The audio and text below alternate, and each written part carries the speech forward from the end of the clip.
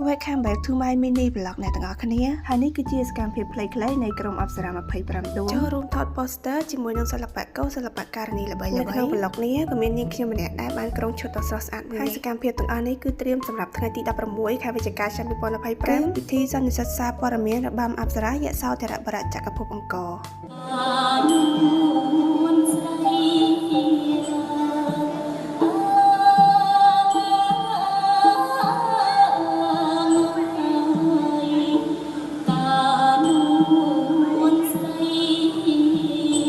នៅក្នុង vlog នេះផងដែរក៏សូមណែនាំអ្នកទាំងអស់គ្នាជាមួយនឹងខ្ញីទឹកឃ្មុំ ឌូដាវីចំពោះអ្នកមានអាការៈមិនស្រួលខ្លួនឈឺក្បាលវើមុខធីងធំដូចនាងខ្ញុំងាកមកសាកជាមួយនឹងខ្ញីទឹកឃ្មុំ ឌូដាវីអ្នកទាំងអស់គ្នាញ៉ាំធម្មតាក៏បានញ៉ាំជាមួយទឹកត្រជាក់ក៏បានញ៉ាំជាមួយទឹកក្តៅរឹតតែល្អអ្នកទាំងអស់គ្នាគឺថាស្រួលខ្លួនខ្លាំងមែនទែនសំខាន់ណាស់គឺញ៉ាំបានគ្រប់វ័យអ្នកទាំងអស់គ្នាហើយប៉ះដូចនាងខ្ញុំការងារវើជុំបែបហ្នឹងគឺថាអាសាវើមុខតិចហើយចាំការទៀតអាចដាក់ comment បាននៅក្នុង page Revlon Cambodia ពីនាងខ្ញុំអប្សរានៅខេត្តសៀមរាបសូមគោរពលា